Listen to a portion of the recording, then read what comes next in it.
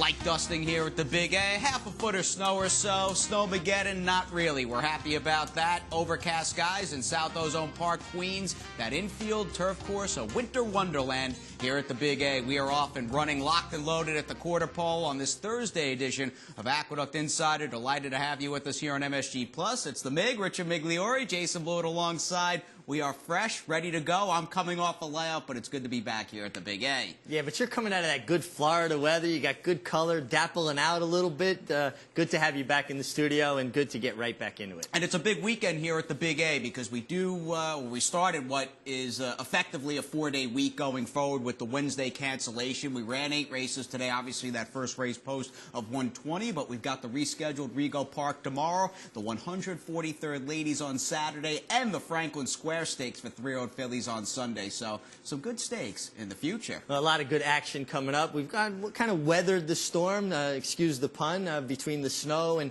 some of the racing cards being decimated by scratches, but we got a lot of good things to look forward to. And look, we're nearly a month into the new year of 2015, and with that in mind, our first real major defection regarding the road to the Kentucky Derby and the major, your cream of the crop 3-year-old picture in the United States. Leave the light on. Last November's Remsen winner, diagnosed with an ankle injury, exited a workout last weekend down in Florida at Palm Meadows, in fact, for Chad Brown with an injury, and it sounds like he'll be on the sidelines for the near future. Yeah, it's a shame because this is a colt that showed the ability to go 2 turns, 1 1/8, albeit with a little aid from the racetrack that day. But we're going to see a lot of this. There's going to be horses on the Triple Crown Trail that are going to fall by the wayside, and unfortunately, this is the first major defection we're seeing. Hopefully we can see the main contenders, the big guns, so to speak, stay intact. We hope that's the case. Texas Red running this weekend in the San Vicente out on the West Coast. And you know Chad Brown at some point likely has a Triple Crown winner in his future. It won't be Leave the Light On, but I'm sure his stable will regroup. He's got the numbers. Now, speaking of having numbers, Todd Pletcher, I'm sure waiting with bated breath as to the reemergence and the return of Powis Mowis to his stable, but it sounds like that return with the horse who's currently based down in South Carolina has been delayed at least for a short time. Yeah, but you know, this is a very minor injury. Horses do throw shoes. He's got a minor foot bruise. Better to have this happen now before he gets into real serious training than later on as he gets closer to making his 5-year-old debut. And it's good to know that he's coming back, though, because at one point that was in question whether he was actually retired. And I think you and I agree at early portion of the year, particularly with the Westchester and Metropolitan wins, he was the top older horse in the country. And when he was on his A game and brought his best, and he brought his best more often than not, he was a true, legitimate Grade 1 horse. I mean, even for the simple fact of winning the Belmont Stakes and the Metropolitan, if my memory's correct, I think Arts and Letters was the prior horse to achieve both those victories, and Powis Mowis, of course, completed that double last year at Belmont Park in front of a crowd of about 120,000. Yeah, and you think about some of the other brilliant horses that were able to capture that double, and Native Dancer's the one that comes to my mind immediately. You know, Native Dancer only lost once in his life the Kentucky Derby, but he was able to pull off that Belmont Metropolitan Mile double. 5-year-old son of Curlin. We hope to see him down the road here in the Big Apple. Now, a horse we saw a lot in the Big Apple, at least for a brief time during the summer into the fall of 2006. Invasor, of course, the Argentinian bred, who was a United States Horse of the Year back in 2006. He'll be returning, Big, as a stallion going back home to Uruguay. Well, he's going back to his comfort zone. Maybe he even knows some of those mares from his time over there in Uruguay. Obviously, he hasn't made a huge mark as a stallion in the States, but there is a market for him because he's still somewhat of a legend down there. Right. Well, he'll be standing, or at least standing in the United States. He'll do one more season here in the Northern Hemisphere. He's standing in Kentucky at Shadwell for 4,000, and then obviously Uruguay is down in the Southern Hemisphere, and they start to breed those horses in August. He'll get down there in July. He'll do 3 seasons down in Uruguay, and I'm sure they'll be happy to get him back home to Uruguay, because I'll tell you, you run into anybody that was born there or raised there or a racing fan in that country, they still talk about that horse like a national hero. Well, and pretty much he was. You know, you think back to like Farlap from Australia. I mean, these horses accomplish so much in their homeland and then go on to glory in the States. Of course, a big legend goes with them. But think about who has it better than Invasor. He gets to stand 2 different seasons at stud. Indeed he does. Pretty jealous. Yeah, absolutely. Let's get on to the action today here at the Big A. We ran 8, obviously the late post, 1:20 p.m. Travis Stone with the call. We kicked things off going 2 turns with a solid group. These are good horses running with $20,000 claiming tags attached, older horses, and Travis obviously has the call in race 5 into the clubhouse turn. Moonluck down inside. Chairman now far outside. Big Town pulls back out of there. Settles in third, 2.5 lengths behind. Days Ride comes away fourth. Second City is held back toward the rail running in fifth. Spring Court in 6 by 3. Real Estate Rich is at the back of the pack. Heading for the backstretch run. Chairman now wanted the early lead, and they've got it. They're clear by 2 as they make the bend. Moonluck is stalking back in second with Big Town alongside in third. They're trying to get a bit closer now as they move down the backstretch run. First quarter's up in 24 and 3/5 seconds. Chairman now the leader. Moonluck still second. Big Town third on the outside. 4 lengths back. Days Ride trying to get a bit closer. Fourth on the outside is Second City, who's fifth and gaining ground toward the inside. Both of those two getting closer to the leaders. They're followed by Spring Court and 5 lengths back to Real Estate Rich after half and 48 and 4. Out of the far turn they go. Chairman now still the leader. Here comes Moonluck up alongside now. Moonluck and Chairman now knocking heads around the far turn. Big Town running in third. Second City has been on the rail the entire way. Fourth and on the inside. Days Ride is back in fifth. Spring Court and Real Estate Rich as the field hits the top of the stretch. Moonluck on the outside. Here comes Second City, though. Second City has inhaled the pacemakers and kicks away at the 8th pole. Second City opening up to lead by 2. Moonluck, Chairman now. Real Estate Rich trying to muster up a late rally, but with a 16th out, Cornelio Velasquez. And Second City sailing home. 6-length winners on the wire. Good race for second. That might have gone to Spring Court. Also, they're Real Estate Rich and Chairman now. It was easy. It was by a daylight margin. And look at that. Cornelio Velasquez, little right-handed there in deep stretch. And he is all by himself aboard the runaway winner for David Jacobson in race number 5, Second City. Good to see Cornelio Velasquez back from injury and back in the winner's circle. Wasted very little time doing that. Set a perfect trip with Second City in behind the leaders. You could see leaving the 3/8 well, he's locked and loaded, and he just needs a lane to let his horse run. And when it produced himself, it was over. Went down in that spill here in the middle of December, broke his collarbone. There's been a number of false starts. We've had a bunch of cancellations. The winter weather's been rough. But what's it like for a rider, especially a veteran rider like Cornelio Velasquez, to have to rehab and get back to riding horses during training hours during the winter months? Well, it's very difficult. I mean, not only are you dealing with your own fitness level and obviously having to overcome injury, and he had surgery, so you're going to have to break up different adhesions and scar tissue and what have you. But then it's cold to boot, so the horses are a little more difficult in the cold, and you're not as fit, so your lungs aren't as opened up. He looked pretty fit today finishing, didn't he? Winning for his big client, David Jacobson. First of 4 Cornelio Velasquez mounts on today's card. Good to have him back here in the Big A Jockey Colony as we head a race later into this Thursday card. It is race number 6. It is Travis Stone with the call. We keep it going long on the inner track. And the rough. Giant in the moonlight toward the inside out well. 4 directions is there. Lyrical Miracle on the far outside with an alert start, but is pulled back off the pace and angles over toward the inside. Giant in the moonlight is the quickest for that run into the turn. 4 directions goes a bit wide, running in second. Adams Note also wide out there in third, while Fleet first saves ground, racing fourth. Sea Raven in tight, while fifth. How About We racing up into sixth. Lyrical Miracles back in seventh. Campion Lane is eighth. Mental Iceberg at the back with Jacks Are Wild as the field heads for the backstretch run. 3/4 of a mile to go. And up top, Adams Note comes up to challenge Giant in the Moonlight, and those two go head-to-head down the backstretch. The quarter, a pokey 25 and 1/5 seconds. So continuing up the backstretch, Giant in the Moonlight is the leader. Adams Note is running in second. 4 directions is third. How About We on the far outside is racing fourth, while Fleet first advances toward the inside, only about 2 lengths behind in fifth. Sea Raven is sixth. Lyrical Miracle. Here comes Mental Iceberg making progress toward the inside. Campion Lane and Jacks Are Wild is at the back as the field moves around the far turn. Adams Note continues to battle up top with Giant in the Moonlight, and these two knocking heads midway around the far turn. 4 directions is now third and trying to come on. Fleet first toward the inside. How About We? Sea Raven is trying to muster up a rally. 5 lengths to make up there. Lyrical Miracle and Mental Iceberg. They're at the top of the stretch, and Giant in the Moonlight has put away Adams Note and has got a 3-length lead for the final furlong. Fleet First is on the move. Here comes Fleet First. 2 lengths behind, now 1 length behind with 1 furlong to go. Giant in the Moonlight trying to fend off the oncoming Fleet First. Half lengths behind. Giant in the Moonlight begging for the wire, but Fleet First with the momentum, and Fleet First is first. Giant in the Moonlight was second by 5, Sea Raven and 4 Direction. Quietly, midway through the card, Junior Alvarado just put up a riding clinic, taking race number 6 with Fleet First. Boy, you can't really time a ride any better than this, and Junior's been doing this, you know, and another guy coming off injury to hit his stride and ride with the timing and the confidence that he is.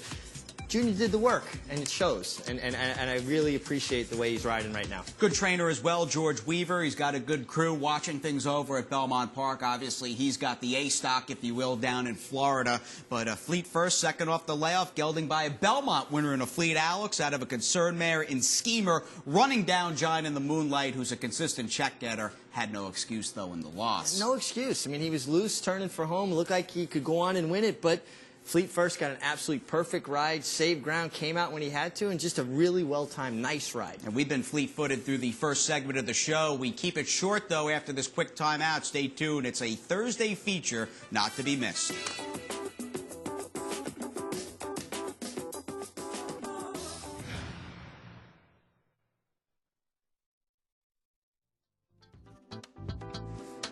We'll leave the light on here at the Big A. In fact, Aqueduct looking nice and cozy on this Thursday afternoon. We've got the snow cleared off the clubhouse apron. A good crowd on hand with us here today. And how about the ladies here on Saturday, Mig? 143rd running. Were you here for the first or second? No, I missed the first 40 or so, but I was around for a bunch of them. Actually, a race that so much history. At one time was a Grade 1. And you look at some of the names that won that race, even a horse related to horses more recent, Proud Delta, who was, I think, the grandmother of Royal Delta. Oh, that's pretty cool. Yeah. A lot of history and prestige. I remember Summer County a few years ago, maybe about a decade, a little over. That was her real coming out party for Mark Hennig. And, of course, she would go on the year after and be the East Coast top mare before she had the misfortune of running into a filly by the name of Azari. Yeah, well, Zari was on a mad tear, the horse of the year, but the ladies always an important fixture on the NYRA circuit. Used to be run at 1.25 miles and kind of a test of stamina, and some really good mares won it over the years. Let's move on. Race number 7. It's the Thursday feature. Solid group. I said it earlier with the 20 claimers. We'll switch gears. We've got the older fillies and mares, likable crew, and we'll send it back to Travis. Toward that inside.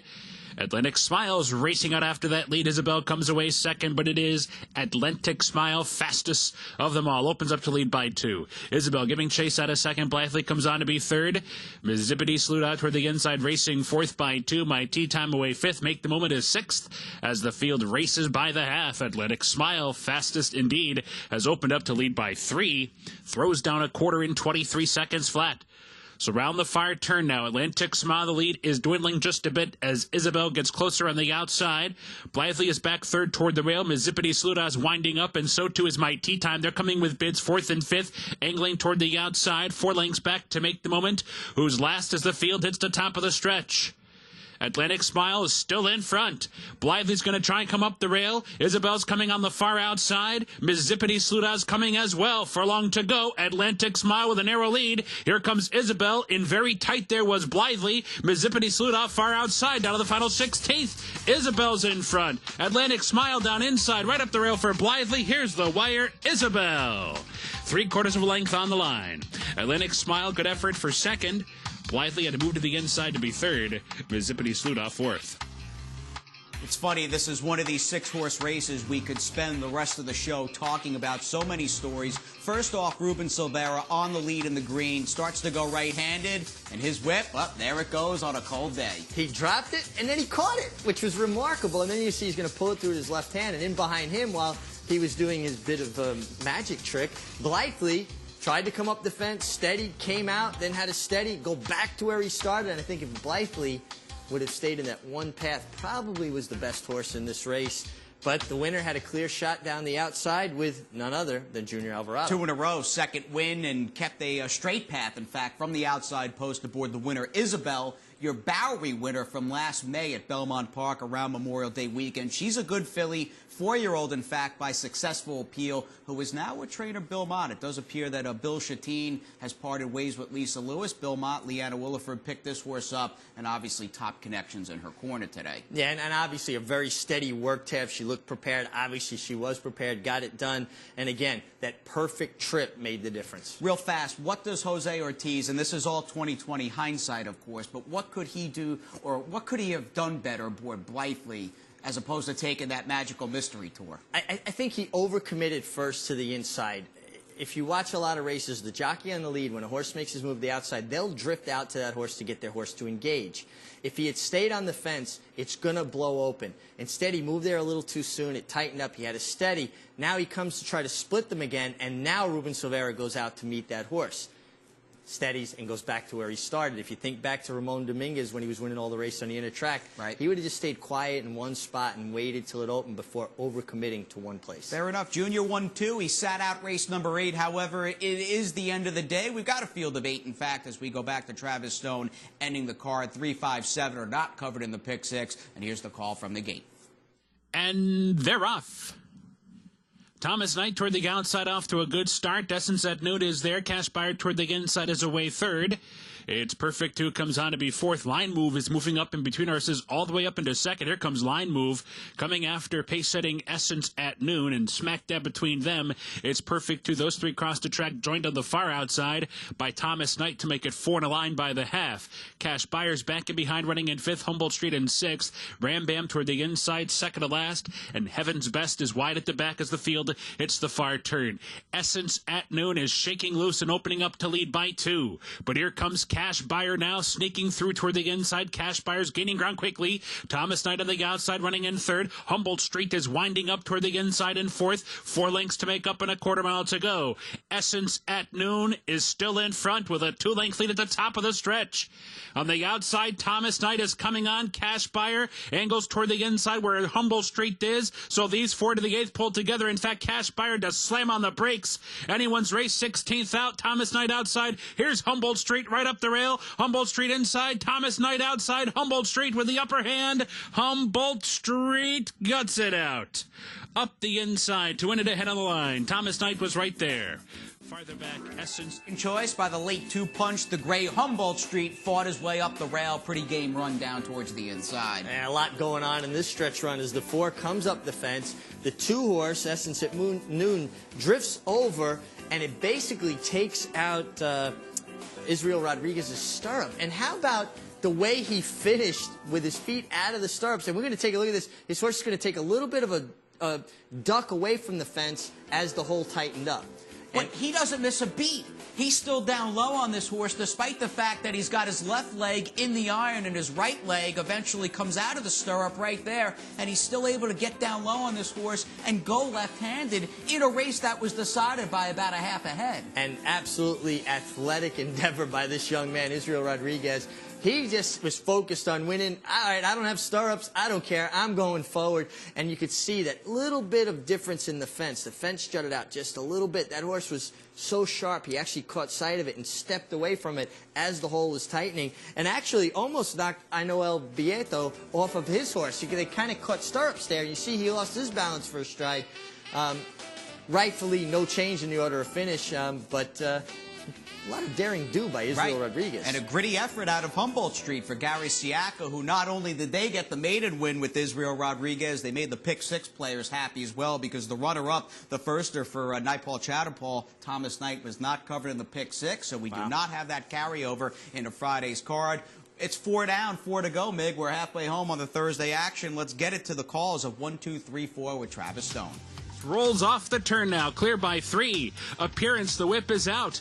Angles over to the inside, now back outside, 3/16 out. Silver Silence to catch, heading into the final furlong. Appearance is second, continuing to plug away, but is still 2.5 lengths behind. 6 or 7 back to Miss Motivation, who is now third. They're at the 16th, and Silver Silence turned back the bid from Appearance and is a 3-length winner.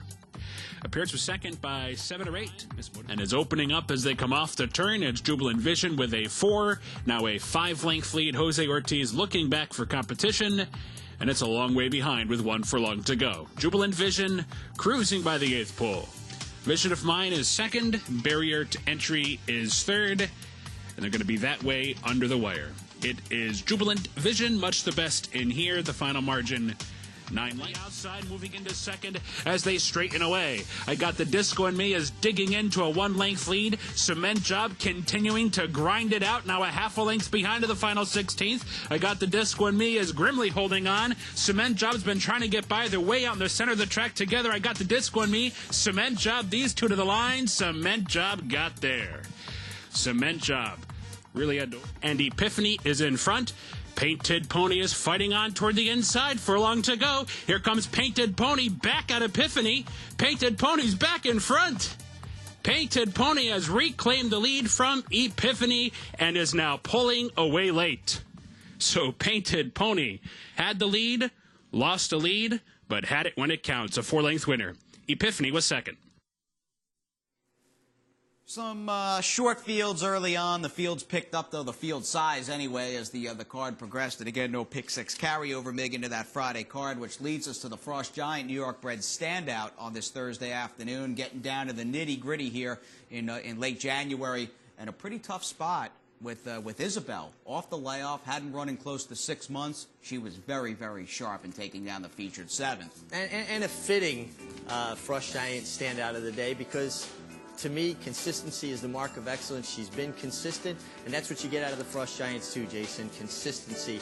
They run on any surface and just about any distance, and you got to give Bill Mott and his crew a lot of credit for having this filly ready to fire big off the bench. Frost Giant, give him a shout. Eric Bishop a shout as well. Eric at sunrisestallions.com, 606-9768 at a 516 area code. He's standing for $10,000 at Keen Stud for the 2015 breeding season. We've mentioned quite a few riders, Mig, on today's show, and perhaps it's fitting that we bring up the jockey standings with another Thursday card in the books. And just a tremendous background there. The Resorts World Casino, the Big A, just looks terrific here. And Jose Ortiz looking pretty terrific as well, getting close to that 50-win plateau. Yeah, doing it pretty quick. He's going to probably win 100 races on the inner track this winter. His brother Irad moves into a tie for 2nd with Manny Franco. And Angel Cruz, an apprentice on the list, and Junior Alvarado creeping up. And again, I go back to coming off injury. It's not an easy thing to do. How about trainer standings? David Jacobson lifting one out of the claim box at Los Alamitos. That horse would promptly get a bit of a layoff and return in the 5th, Second City, to win by the length of the stretch. Now, David Jacobson has the ability to reach into the claim box in almost any jurisdiction, and obviously had the inner track in mind. This is not a sprint, though. I think you mentioned that to Maggie on Sunday or Saturday's show. We've got a long way to go as we check out the owner standings with David Jacobson and Drawing Away Stable combining for 15 wins. Yeah, and Michael Dove, Rapoli, all in the hunt there. Just 1 win separating the top 4. What about claims? I did not check the claims before I came up here, so I'll be surprised as everybody else out there. We just got the 1 page, but race 5, that was a good group of 20 claimers, and no surprise, it turned out to be very, very popular. 5 claimed out of race 5. A lot of horses having dinner in somebody else's barn tonight. You hope they like their cooking. Mike Misselli, like to see him have a horse for Rapoli Stable. Rapoli Stable, that's a bit of a throwback to about a decade ago when Mike Rapoli was just starting out owning horses in the Big Apple. We hope they do well off the claim together, and we hope you stick around for our Friday preview that's coming up here on MSG+. Sun is down, it's dark outside, but a Friday preview awaits here on MSG+. Glad you're still with us. Passing the 8th pole, much like these horses, that includes Deficit Hawk, who was very impressive, Big, as we preview the rescheduled Regal Park. Yeah, very impressive, very professional, as all of Richard Violet's 2-year-old first-time starters are. He's going to have to step up his game, but I think he's got the potential to do so. I mean, he was pretty impressive first time out. Beat a good field. They like the Rapoli firster, who's finishing 3rd, was a big even money favorite coming up from Florida, and Deficit Hawk crushed that field for the trainer that sent out the Holy Bull winner last weekend at Gulfstream. How about the Notebook, Regal Minister breaking the fever, both dropping out of this one? Well, Regal Minister getting back to what he wants to do, sprinting. They tried stretching him out. Now they're going back to his strength. But I think Breaking the Fever got a big break when they redrew this race, and he went from post 1 to outside of Regal Minister. He had some trouble last time they met sprinting in the Notebook, and I think with an outside post at a big price, breaking the fever is going to make a mark in this race. How about Christophe Comant running a turf winner at Saratoga? And this horse is pretty good, Saratoga Dreamer. Can't imagine Christophe starting too many horses on the inner track. He'll do that tomorrow in the Regal Park. This horse is such a pretty mover on the grass. I'm going to believe in Christophe Comant. I don't think he's sending a horse up here to run on the dirt for no reason. Right. This horse has shown him enough training on the dirt. Obviously, good works at Payson, fast for that surface, and then a good work on the inner track. He still has to prove it, but I don't think he's here just for the season, obviously. It's an extensive 3-year-old stakes program throughout the winter, even with the New York breds. Looking forward to the rescheduled Regal Park tomorrow, and Andy Serling is looking forward to an ice-cold double in races 3 and 4. Occasionally 2 is better than 1. So we're going to talk about 2 races here, and that way maybe we have a shot to actually have a winner if we talk about a couple of races. And there are a couple of horses that I think are going to be decent enough prices on Friday that are worth fooling around with. They're in consecutive races, the first one being the 3rd race. I like the 8, I'm Wide Awake. I like the turn back and distance on this horse. He should get a little bit of pace to run into inside of him. If he can get the right trip with his rider, then he can possibly get it done or at least be part of the finish at a solid price. That's I'm Wide Awake in the 3rd race. Now, the 4th race, a very interesting maiden special weight, and there is no denying that the 2 Flag on the Play is the horse to beat, so I'll be using that one in exactas. But my idea is the 7, whose name I'm assuming is Toshray.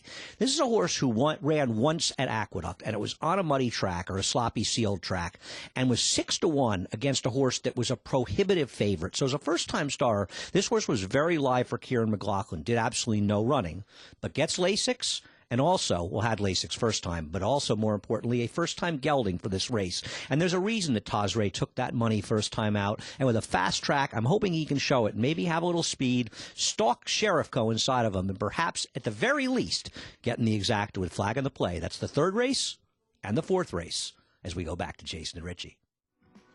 The man's giving you doubles, exactas. He's set to go for the Friday card. We'll be on the air tomorrow night at 6 p.m. I can speak for the big when I say let's go Rangers. We thank you for tuning in, and we'll see you tomorrow from New York City's racetrack.